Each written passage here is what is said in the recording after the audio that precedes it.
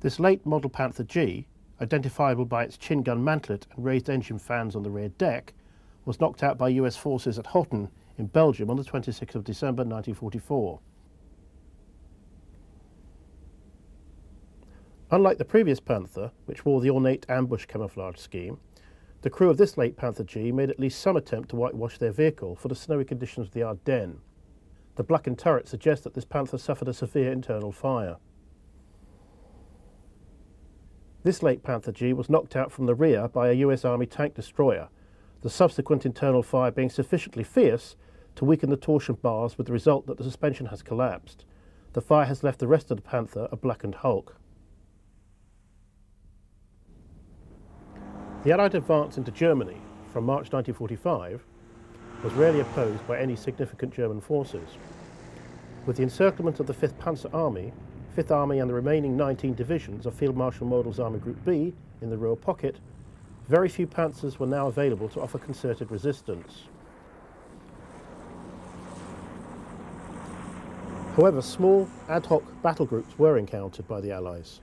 Equipped with 1 or 2 Panthers, a surviving Tiger, or a self-propelled gun and crewed by die-hard soldiers, these would offer fierce local resistance until their fuel and ammunition ran out or they were destroyed. Other abandoned equipment littered the routes of advance, such as this Panther G being examined by a group of US soldiers. The crew had clearly made an attempt to deck out their tank with camouflage to give it some protection from the Allied fighter bombers that rove ahead of the advancing Allied columns, flying at low level and shooting up anything deemed to be a threat.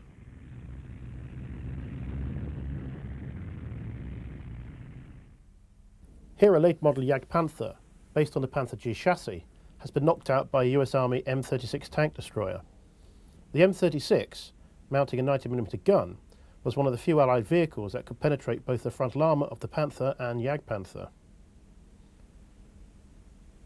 One of the very rare Panther variants encountered by the advancing Allies was a late model Panther G using the steel road wheels derived from the Tiger II. The fire in this Panther has evidently collapsed the torsion bars, leading to the pronounced droop at the rear of the tank.